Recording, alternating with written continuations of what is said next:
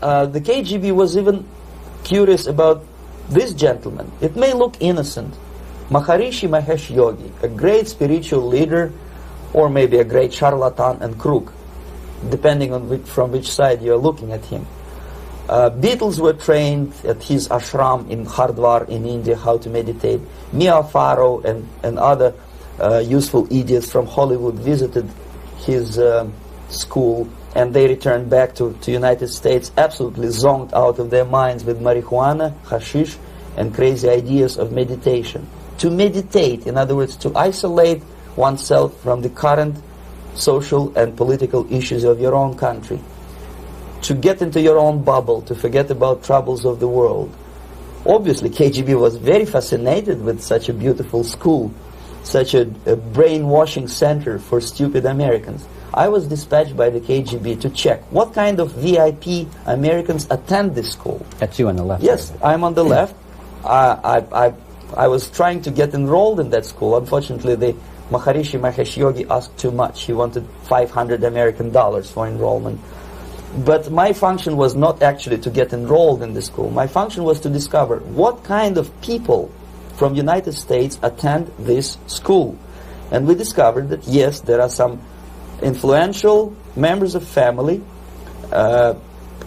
public opinion makers of United States, who come back with the crazy stories about Indian philosophy. Indians themselves look upon them as idiots, useful idiots. To say nothing about KGB, who looked at them as extremely naive, misguided people.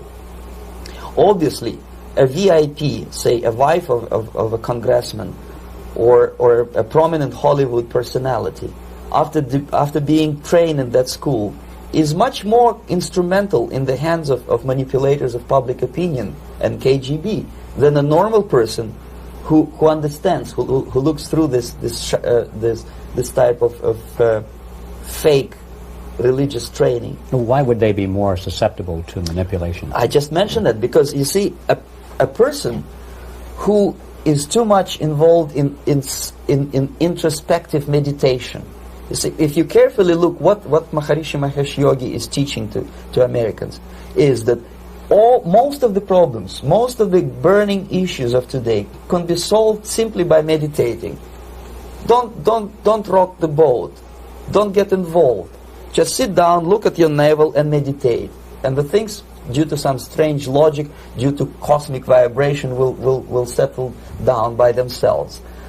This is exactly what the KGB and Marxist-Leninist propaganda want from Americans, to distract their opinion, attention, and mental energy from real issues of United States into a non-issues, into a non-world, non-existent harmony.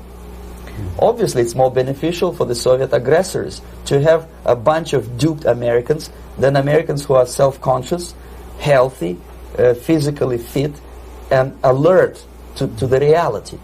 Maharishi Mahesh Yogi obviously is not on the payroll of the KGB. But whether he knows it or not, he contributes greatly to demoralization of American society. And he's not the only one. There are hundreds of those gurus who come to your country to capitalize on naivete and stupidity of Americans. It's a fashion. It's a fashion to meditate. It's a fashion not to be involved. So obviously, you can see that if KGB were that curious, if they paid my trip to Hardwar, if they assigned me to that strange job, obviously they were very much fascinated. They were convinced that that type of brainwashing is very efficient and instrumental in demoralization of the United States. Our conversation with Yuri Alexandrovich Bezmenov, who is a defector from the Soviet Union, a former propaganda agent for Novosti and the KGB, will continue after this message.